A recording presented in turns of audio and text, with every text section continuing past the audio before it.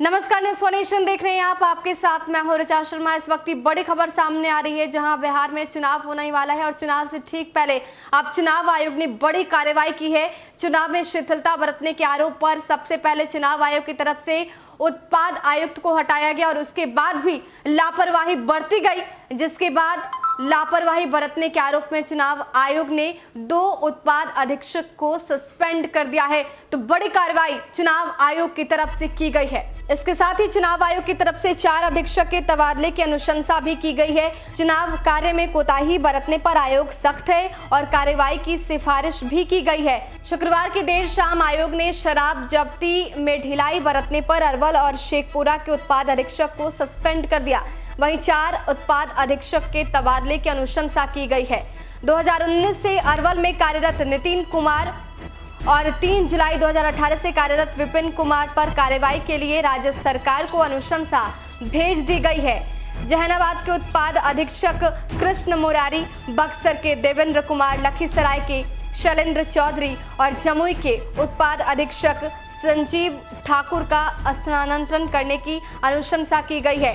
चुनाव आयोग शुक्रवार को वीडियो कॉन्फ्रेंस के जरिए चुनाव की तैयारी कर रहा था। प्रतिबंधित चीजों को जब्त करने की प्रक्रिया तेज करने का निर्देश दिया।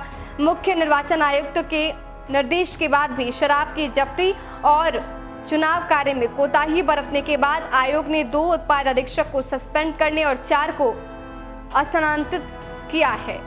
तो बिहार में चुनाव होने हैं और चुनाव से ठीक पहले चुनाव आयोग की तरफ से कार्रवाई की जा रही है। चुनाव में किसी तरीके से कोताही नहीं बरती जाए, सरलता से सुगमता से चुनाव संपन्न कराया जाए, इसको लेकर चुनाव आयोग काफी सख्त है।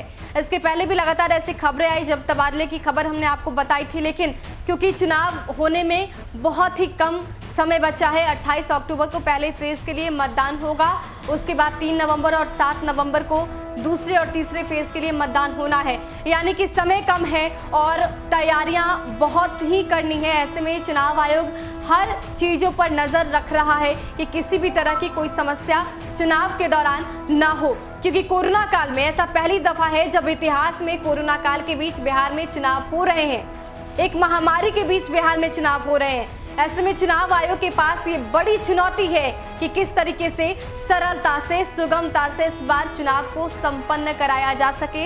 इसमें सिर्फ जनता का योगदान, सिर्फ मतदाता का योगदान ही काफी नहीं है, बल्कि चुनाव में जिन्हें भी इसकी जिम्मेदारी दी गई है कि सफलतापूर्वक चुनाव संपन्न कराए जाए, उनकी जिम्मेदारी कई ज्यादा बढ़ जाती है। ऐसे में अगर चुनाव आयोग ये देखता है कि वहां पर कोताही बरती जा रही है, लापरवाही बरती जा रही है, तो उसका खामियाजा भी भुगतना पड़ता है। इसी क्रम में चुनाव आयोग ने ये बड़ी कार्रवाई की है, क्योंकि बिहार में चुनाव होने हैं और बहुत ही कम समय बचा है। ऐसे में अगर अभी लापरवाही बरती गई तो इसका खामियाजा भी भुगतना पड़ेगा। फिलहाल के लिए इतना ही। बने रहे हमारे साथ और देखते रहे न्यूज़ वन नेशन। नमस्कार।